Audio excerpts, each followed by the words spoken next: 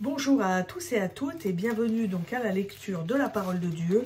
Aujourd'hui donc je vais vous lire le chapitre 37, toujours dans la Genèse.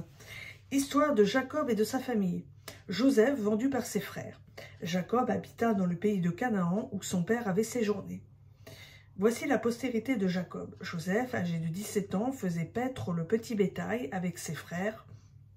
Tout jeune garçon, il était auprès des fils de Bila et des fils de Zilpa, femme de son père.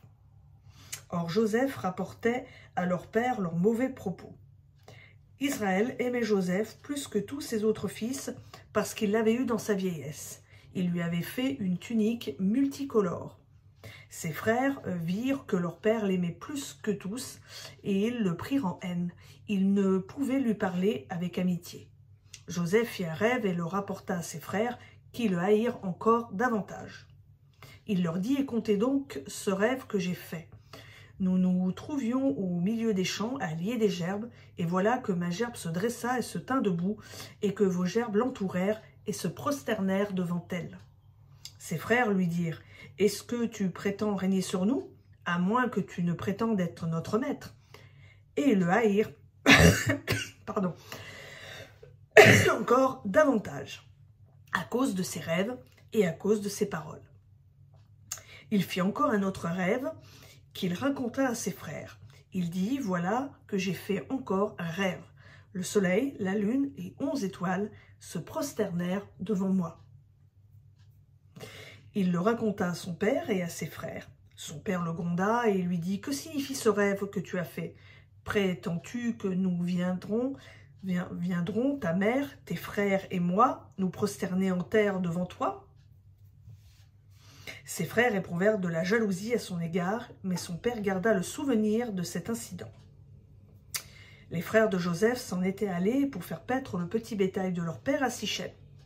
Israël dit à Joseph « Tes frères font paître le troupeau à Sichem. Viens, je veux t'envoyer vers eux. » Il répondit « Me voici. » Israël lui dit « Tu vas aller voir si tes frères vont bien et si le petit bétail va bien. Tu m'en rapporteras des nouvelles. » Il l'envoya ainsi de la vallée d'Hébron et Joseph se rendit à Sichem.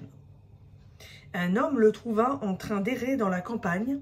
L'homme le questionna en disant « Que cherches-tu » Il répondit « Je cherche mes frères, dis-moi, je te prie, où ils font paître leurs troupeaux. » L'homme dit « Ils sont partis d'ici, car je les ai entendus dire « Allons à Dothan. » Joseph suivit les traces de ses frères et les trouva à Dothan. Ils le virent de loin, et avant qu'il ne se soit approché d'eux, ils complotèrent de le faire mourir. Ils se dirent l'un à l'autre « Voici le maître rêveur qui arrive. Venez maintenant, tuons-le et jetons-le dans une des citernes. Nous dirons qu'une bête féroce l'a dévoré, et nous verrons ce que deviendront ses rêves. » Ruben entendit cela, et il le délivra de leurs mains.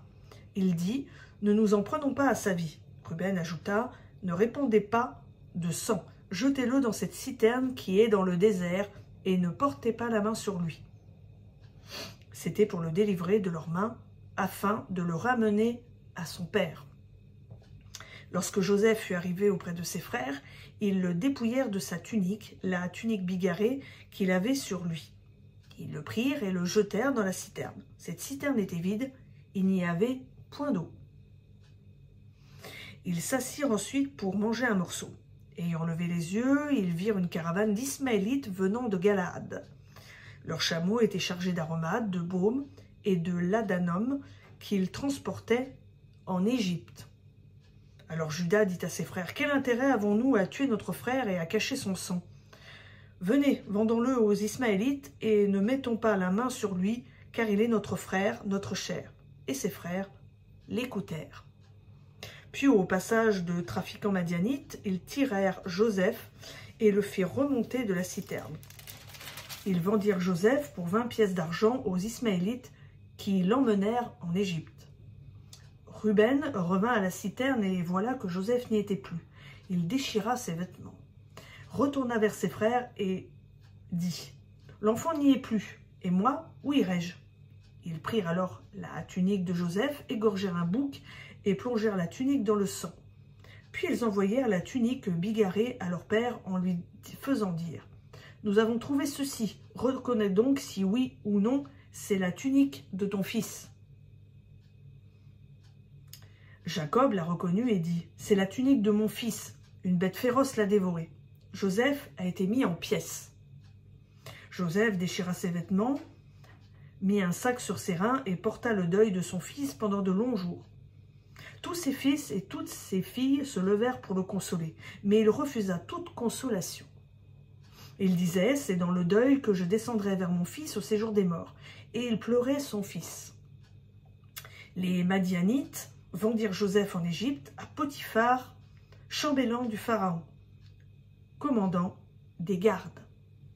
Donc voilà, c'était la lecture de Genèse, chapitre 37. Je vous souhaite à tous et à toutes une bonne journée et à bientôt sur Hello Lam.